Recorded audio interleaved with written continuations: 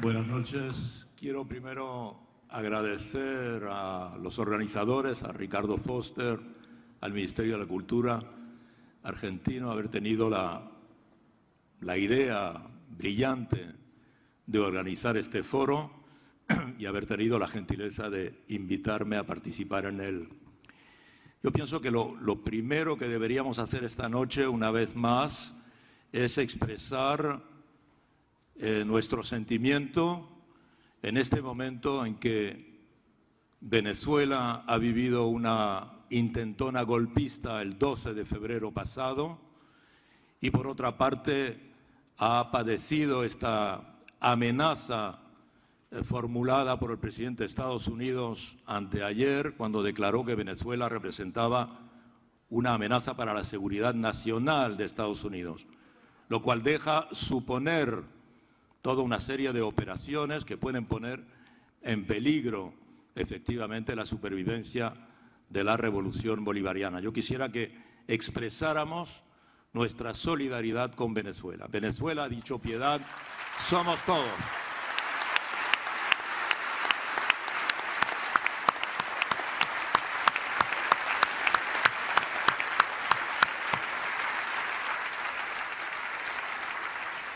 Gracias. Yo creo que esta solidaridad del presidente Nicolás Maduro, que está enfrentando desde que fue elegido el 14 de abril del año pasado una ofensiva múltiple, yo creo que agradece esta forma de solidaridad que hemos expresado aquí, que yo creo se está expresando desde que empezó este foro.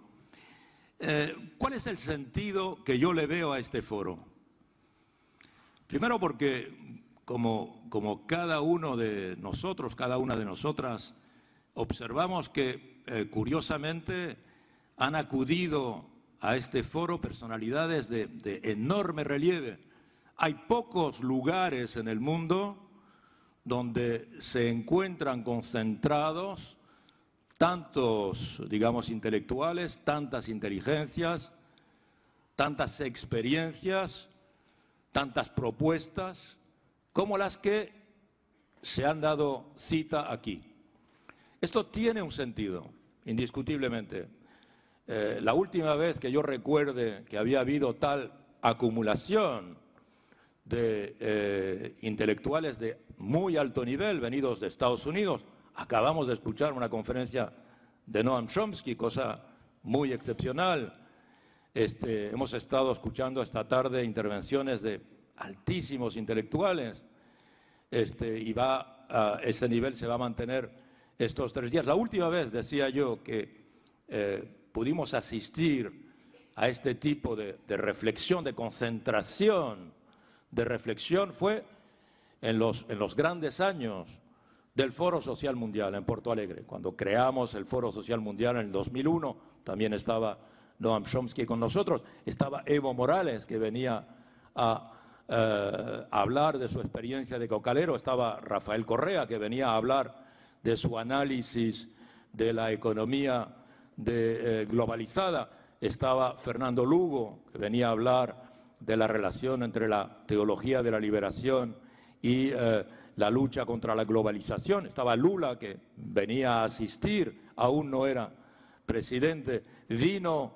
rápidamente Hugo Chávez a dar una conferencia en margen del Foro Social. En fin, estamos un poco en ese ambiente. Entonces, ¿cómo interpretar, digamos, este foro? Yo lo veo en el relato, digamos, de la historia de América Latina reciente, lo veo como un momento necesario de reflexión y de introspección. Estamos, lo decía Diego al instante, estamos a 16 años de la primera toma de posesión de Hugo Chávez, que fue el primer presidente que abrió esta vía.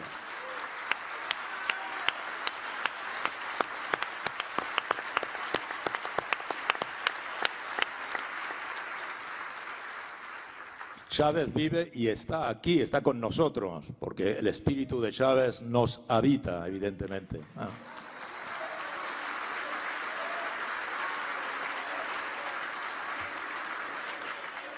Entonces, estamos a 16 años del inicio de esta neorrevolución latinoamericana. La primera fue conducida por Bolívar, San Martín, O'Higgins, los libertadores. Esta es la segunda revolución latinoamericana y estamos a 16 años y en la ciencia política un ciclo de 15 años, 16 años, es un ciclo en el que por circunstancias, digamos, debidas a el desgaste natural de las experiencias, precisamente se producen cambios. Entonces, yo creo que es una excelente idea que al cabo de estos 16 años estemos aquí reunidos personas que han seguido de una manera o de otra, ya sea en la reflexión, ya sea en la acción, la experiencia de estos países, nos planteemos precisamente la prolongación de este ciclo en un nuevo ciclo. Que evidentemente cuando ocurre esto en el 99, la primera elección de Chávez, no era evidente. Recuerden que cuando Chávez llega al poder, hasta la palabra socialismo era una palabra que había desaparecido del lenguaje político y que el propio Chávez se guardaba bien de utilizar, porque sabía que estaba, digamos, la palabra había sido demasiado maltratada, el concepto había sido demasiado maltratado, en particular por muchas experiencias socialdemócratas.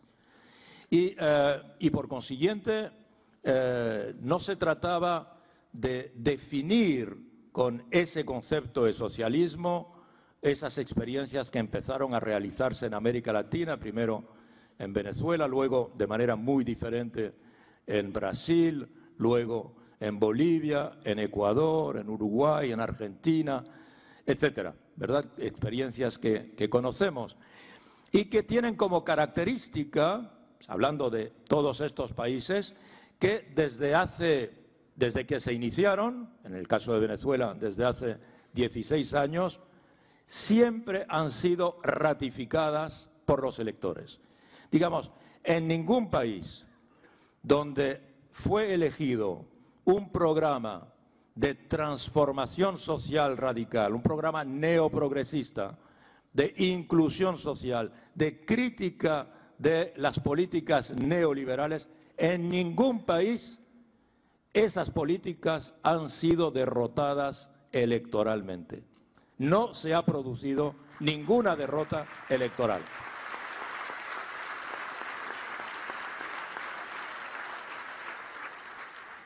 Las dos únicas experiencias, digamos, fracasadas lo han sido por golpes de Estado de nuevo tipo en Honduras y en Paraguay. En los demás países, ya sea por la reelección, digamos, de la personalidad que inició el ciclo, o ya sea porque los sucesores de los que iniciaron el ciclo han sido también reelegidos, pero en todo caso las ideas siguen triunfando. Lula fue sustituido por Dilma, pero las ideas fueron reelegidas. Chávez fue sustituido por Maduro y Maduro fue reelegido, fue elegido en todo caso. En Argentina, Kirchner fue sucedido por Cristina y Cristina fue reelegida. Y en los países donde los presidentes que abrieron el camino se representaron a las elecciones, el caso de Correa, el caso de Evo Morales, fueron reelegidos. También el caso de Uruguay, donde Tabaré fue, Mujica sucedió a Tabaré y fue reelegido, y Tabaré sucede a Mujica y fue reelegido. O sea que no hay excepción. Estas ideas por el momento tienen el apoyo popular. Por eso también, en el momento en que este ciclo tiene lugar, este foro se está desarrollando, no es casualidad que ataques de nuevo tipo se estén produciendo en varios países. Como si, en definitiva, la oposición o las fuerzas conservadoras internacionales que han creído poder apostar por el libre juego democrático estuviesen ahora convencidas de que si la democracia funciona correctamente, estas ideas se van a mantener por largo tiempo. Entonces hay que torpedearlas, como se está haciendo en Venezuela desde que falleció el presidente Chávez, desde que fue elegido el presidente Maduro. El presidente Maduro no ha tenido un día de descanso porque ha habido constantemente todo tipo de conspiraciones, agresiones, campañas de cualquier tipo y varias intentonas golpistas. La última, la más peligrosa, fue la que tuvo lugar el 12 de febrero pasado, cuando la intención de los militares embarcados en esa intentona era de bombardear el Palacio de Miraflores, iba a decir La Moneda, el Palacio de Miraflores, y matar, asesinar al presidente Nicolás Maduro y a la vez asesinar simultáneamente a Diosdado Cabello y a otros dirigentes de la Revolución Bolivariana.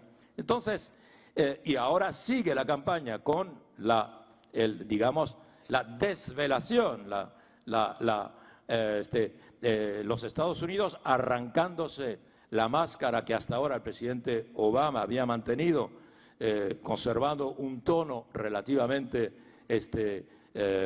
prudente, para declaradamente, explícitamente anunciar que va a haber una serie de medidas que pueden pasar. Se dice, una serie de analistas hablan de un eventual bloqueo naval de Venezuela, como ya Venezuela tuvo que soportarlo a principios del siglo XX, cuando las armadas de Italia, de Alemania y de Inglaterra hicieron un bloqueo naval de Venezuela, porque Venezuela precisamente no podía pagar la deuda, ya por una cuestión de deuda, en época de Cipriano Castro.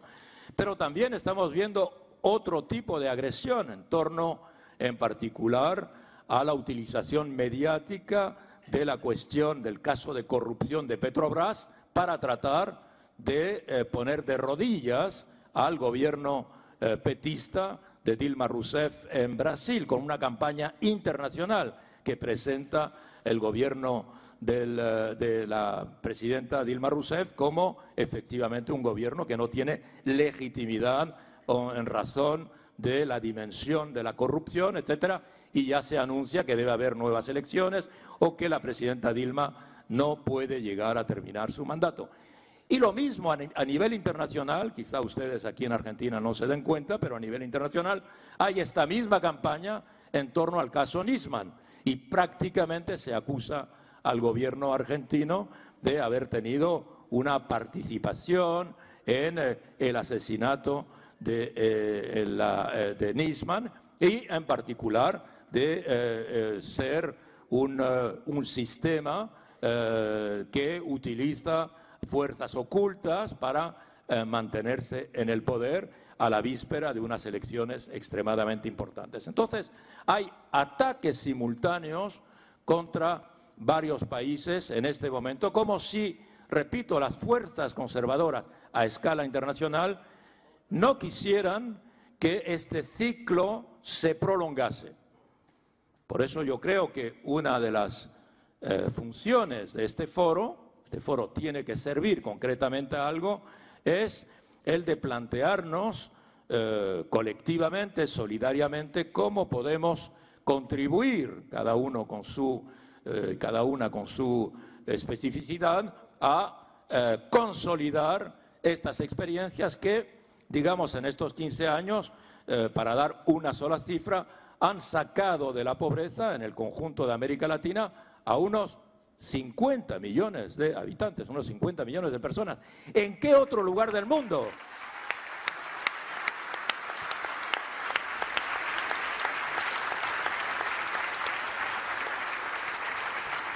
¿En qué otro lugar del mundo 50 millones de personas salieron de la pobreza gracias a políticas de inclusión, como lo estamos viendo en América Latina? Gracias a estas políticas de inclusión social, que además han devuelto una dignidad nacional primero La gente está ahora orgullosa de ser boliviana, de ser venezolana, de ser ecuatoriana, de ser argentina, cuando antes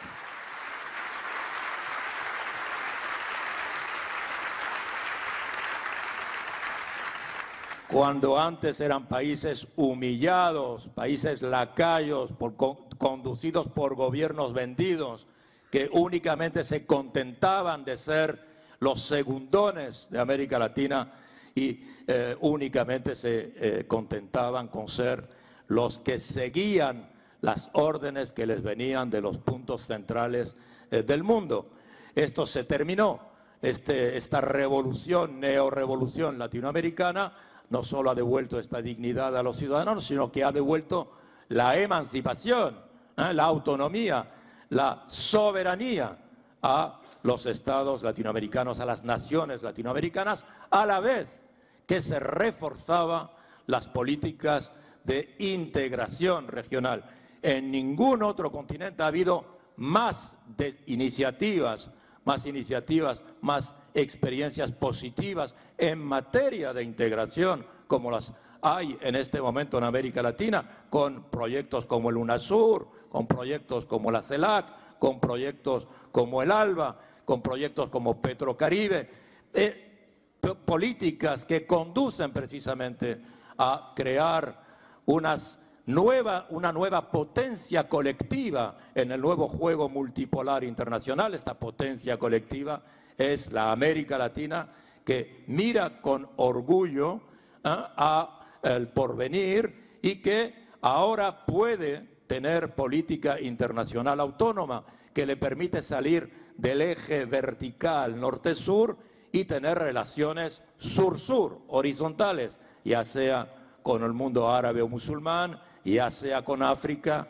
ya sea con Asia, cosa que antes le estaba prácticamente prohibido. América Latina no podía tener política internacional más que en una relación privilegiada con Estados Unidos, como lo acaba de recordar el profesor Chomsky en su intervención. Entonces, evidentemente, este momento en el que reflexionamos, también es un momento en el que debemos articular esta reflexión sobre lo que está viviendo América Latina y lo que está viviendo el mundo. ¿Cuál es la característica del mundo de hoy? La característica es que la crisis financiera que empezó en el 2008 no se ha terminado. Y no se ha terminado porque en realidad el poder financiero no permite que se termine. Seguimos en la crisis financiera que puede volver a repetirse. Lo han dicho varios ponentes en la mesa anterior, lo ha dicho también Chomsky en su intervención. La crisis del 2008, ¿qué fue esencialmente? Fue una crisis de la desregulación. Es decir, que una vez que se desregularon los mercados financieros, que era la aspiración de los mercados financieros, de no tener reglas, era la aspiración expresada en la idea, el mercado es la solución. Hay problema en tal o cual país de tipo económico, de tipo social, el mercado es la solución, pero con una condición, que se deje al mercado actuar según la dinámica misma del mercado, según la mano invisible, la teoría de la mano invisible. Cualquier regla que se le imponga al mercado, cualquier regla que se le impongan a los mercados financieros, eso impedirá que el mercado dé de sí todo su potencial y que pueda resolver los problemas. Desregulen, supriman las reglas, supriman los impedimentos y verán cómo el mercado va a arreglar cualquier problema. Esta es la teoría neoliberal en su esencia.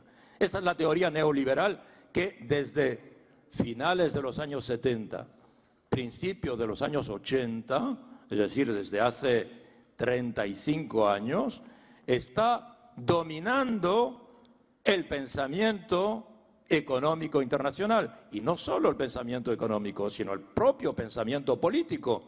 Porque la característica del mundo de hoy es que, digamos, en el puesto de mando en el puesto de mando del pilotaje de las naciones, se ha puesto a los mercados financieros. ¿Quién pilotea el mundo? Los mercados financieros.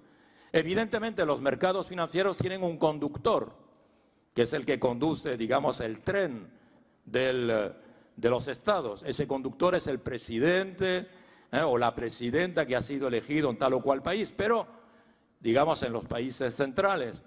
Pero ese propio presidente, Obama, Hollande, Merkel, etcétera, aunque pilotean el Estado, en realidad lo pilotean en función de los intereses de los mercados financieros, que dominan absolutamente el funcionamiento de la economía, que sigue también en el puesto de mando.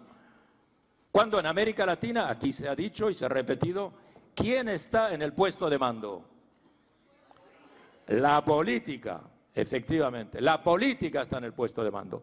Porque ¿quién determina la política? El pueblo.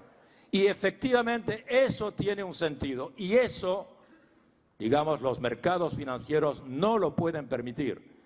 Por eso, digamos, lo que se está produciendo en este momento, y que también este foro es la traducción de ese momento, lo que se está produciendo en este momento, es decir, que el fracaso, la crisis de los mercados financieros, que es la crisis del 2008, la crisis de los subprimes, haya producido en Europa en particular una serie de políticas de austeridad, que son políticas de castigo social, políticas de castigo duro hacia las sociedades y en particular hacia los más humildes de esas sociedades.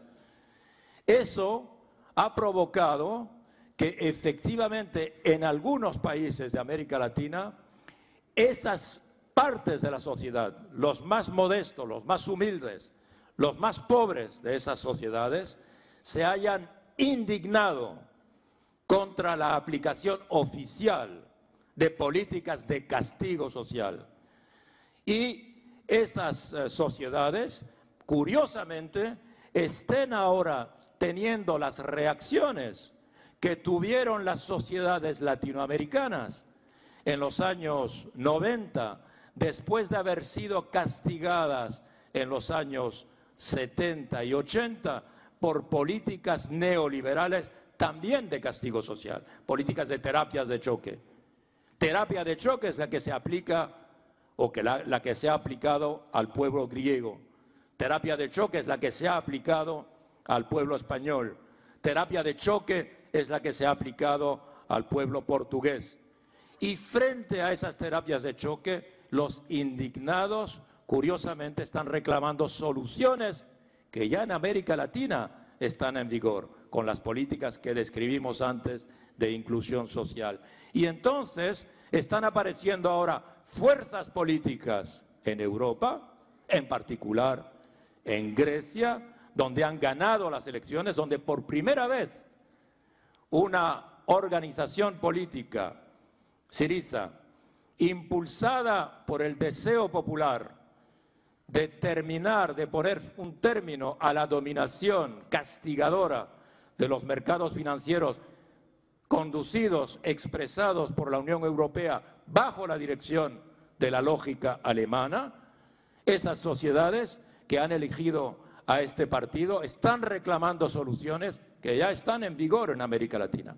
En España, una organización como Podemos, que evidentemente no imita lo que está pasando en América Latina, pero que conoce bien las experiencias latinoamericanas y que sabe perfectamente, como Íñigo lo va a explicar, evidentemente, digamos, en primera persona, sabe perfectamente que hay soluciones frente a la dictadura de los mercados, que hay otra política posible frente a la dictadura de los mercados. Entonces, las fuerzas conservadoras a escala internacional están ahora en situación de pánico, porque ven establecerse por primera vez una suerte de conexión entre lo que ocurre en América Latina, lo que puede ocurrir en Europa, hoy en Grecia, mañana en otros países. En Europa se puede extender, igual que se extendió en América Latina después de la experiencia venezolana, y evidentemente esto también podría extenderse a otras regiones. ¿Por qué no? Algunos países africanos, algunos países asiáticos. O sea, ahora hay como un fantasma que recorre el mundo, que es el fantasma del progresismo latinoamericano. Y frente...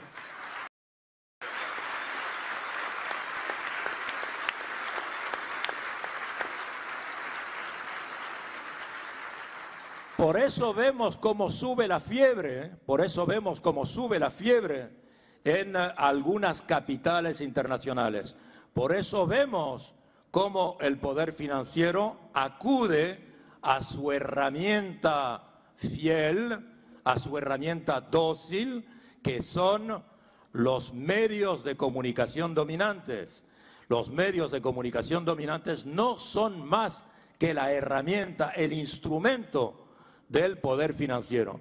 Y hoy día el conjunto de los medios de comunicación dominantes están llevando a cabo una campaña de acoso y derribo, no solo contra las experiencias latinoamericanas, como lo vimos antes, pero también contra las experiencias europeas. Miren las campañas internacionales contra Syriza, contra nuestro amigo Tsipras. Miren las campañas internacionales contra Podemos, ¿verdad? Contra, en particular, los líderes de Podemos. La demonización, la satanización que tanto hemos conocido aquí cuando se hizo durante decenios contra Fidel Castro y Cuba, como se hizo durante muchos años contra Hugo Chávez, como se está haciendo contra Cristina, como se está haciendo contra otros líderes latinoamericanos. Por eso, amigos, amigas, tenemos que resistir y venceremos. Muchas gracias.